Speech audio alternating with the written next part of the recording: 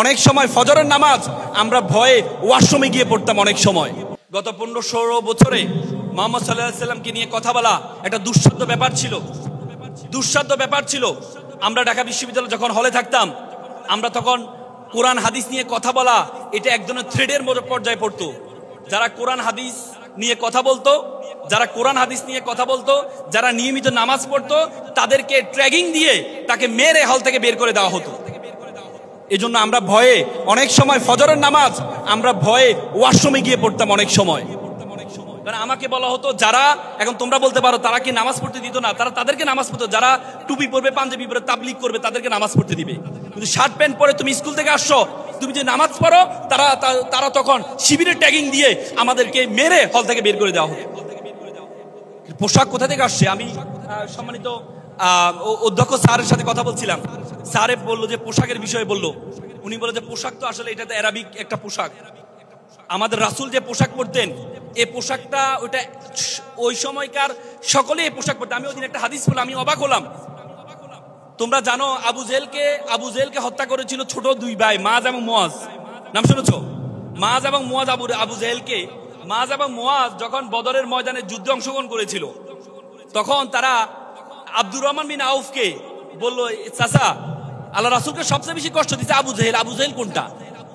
তখন আব্দুর রহমান বিন আউফ তখন ব্যাখ্যা দিচ্ছিলেন। হাদিসটা এভাবে আছে যে, ওই দেখো বড় জুব্বা পরা, বড় দাড়ি পরা, মাথায় পাগড়ি, এই যে ঘোড়ার উপরে, এই লোকটি হচ্ছে আবু জেহেল।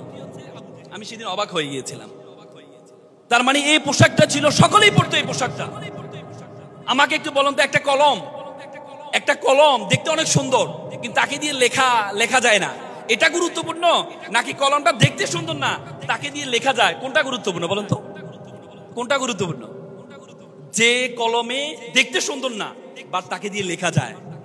যদি সোনার সোহাগা হয়, দেখতেও সুন্দর, লেখাও যায়, তাহলে তো কোনো সমস্যাই নেই। আমাদের কোনো আলেম দেখতে সুন্দর, পোশাক ভালো পরে, কিন্তু তাকে দিয়ে লেখা যায়, রাষ্ট্র ব্যবস্থা সবকিছু তাকে দিয়ে করা যায়, তাহলে এদের সোনার সোহাগা। কিন্তু আমরা সবকিছু পোশাকের মধ্যে সীমাবদ্ধ করলে হবে না। তখন এই পোশাক সকলেই পরতেন। আই ডিউ রেসপেক্ট, আমি পোশাককে সম্মান করি। আমি মনে করি এই পোশাকটা আমাদেরও পরা উচিত, যেহেতু রাসূল পরেছে। কিন্তু সেটা এমন না যে পোশাক পরলেই না পরলেই তোমার ঈমান থাকবে না, তোমার এ হবে না, এটা ঠিক না।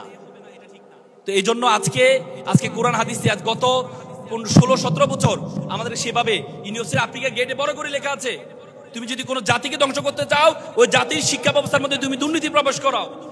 সেই শিক্ষা ব্যবস্থা যদি কোনো ডাক্তার তৈরি হয়, সে ভুল চিকিৎসা করবে, লক্ষ মানুষ মারা যাবে। সেই শিক্ষা ব্যবস্থা যদি কোনো ইঞ্জিনিয়ার তৈরি হয়, সে ভুল বিল্ডিং তৈরি করবে, লক্ষ মানুষ মারা যাবে। সেই শিক্ষা ব্যবস্থা যদি কোনো রাজনীতি তৈরি করা হয়, সে ভুল প্ল্যান করে এই রাষ্ট্রটাকে অটোমেটিকলি ধ্বংস করে দিবে। সুতরাং সেভাবে আমাদের শিক্ষা ব্যবস্থাকে মুক্তবকে উঠিয়ে দেওয়া হয়েছে।